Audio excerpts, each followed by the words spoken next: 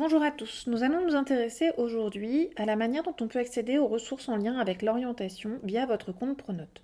La première chose à faire est de vous connecter à Pronote et d'aller accéder sur votre page d'accueil à l'encart Portail CDI2 LFM. Vous pouvez cliquer dessus et vous accédez directement au site du CDI. Lorsque vous accédez au site du CDI, vous avez accès sur la droite à un onglet bleu. Vous avez un menu déroulant qui vous apparaît sur lequel différentes ressources sont à votre disposition. Parmi les ressources à disposition, vous avez accès, entre autres, aux ressources ONICEP Service. Quand vous cliquez sur ce lien, vous accédez directement à la page de l'ONICEP à laquelle vous avez accès car le lycée a un abonnement à un certain nombre de ressources. Entre autres, le kiosque en ligne. Vous pouvez donc accéder à ce service, ce qui vous permet d'accéder directement à un certain nombre de publications.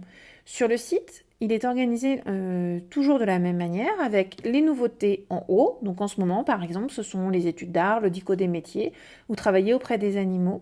Et puis ensuite, vous avez les publications qui sont classées par thème. Donc par exemple, art, culture ou handicap, tourisme, économie, gestion, etc. Ceci vous permet d'accéder directement à des publications thématiques. Donc par exemple, si vous choisissez sciences et technologies, vous avez un certain nombre de choses. Vous pouvez ici constater les métiers de l'énergie, l'industrie de la chimie, l'informatique, etc. Si on veut consulter une publication, il suffit de cliquer dessus. Et là, la page sera toujours organisée de la même manière. Vous avez un résumé de la publication qui vous permet de voir un peu de quoi ça parle et savoir si cela vous intéresse vraiment, ainsi que le sommaire à côté qui vous permet de voir un petit peu les différents points abordés.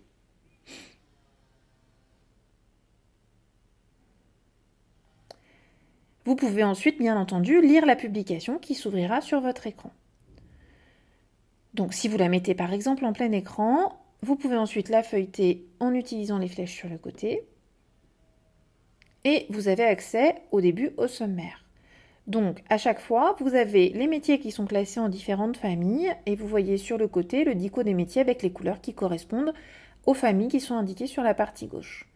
Ensuite, on vous indique toujours les types d'études qui sont nécessaires et possibles pour accéder à ces différents métiers, avec des études courtes ou des études plus longues. Et enfin, les différents types d'emplois qui sont accessibles dans ce domaine. Vous avez aussi accès, bien entendu, à un certain nombre d'autres publications, dont des publications thématiques plus sur les formations, école d'ingénieur par exemple, école de commerce ou les études d'art. Si vous êtes intéressé par un certain domaine, mais que vous ne savez pas exactement dans quel type de publication le chercher, vous pouvez utiliser la fonction recherche avec la petite loupe en haut à droite et taper ici le mot-clé qui vous intéresse.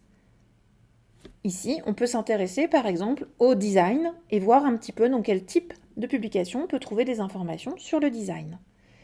Et donc là, par exemple, le site nous propose évidemment la publication sur les métiers du design, mais aussi les études d'art ou les métiers du numérique ou encore les métiers du jeu vidéo par exemple que l'on peut explorer.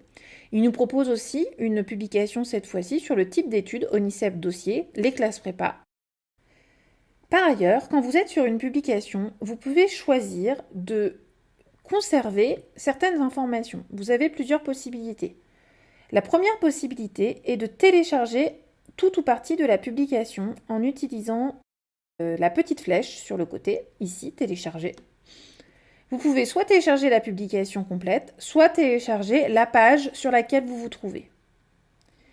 L'autre possibilité est d'imprimer. Pour imprimer, pareil, vous pouvez choisir d'imprimer l'ensemble des pages, la publication faisant 140 pages, cela risque de faire beaucoup, mais vous pouvez aussi choisir d'imprimer un certain nombre de pages qui vous intéressent, par exemple la page 69 à 84. Quand vous cliquez sur imprimer, la fenêtre d'impression de votre système va s'ouvrir.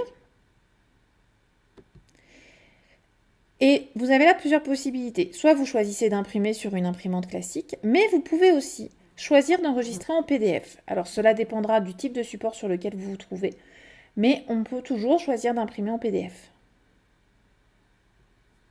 Et donc d'enregistrer sur son ordinateur.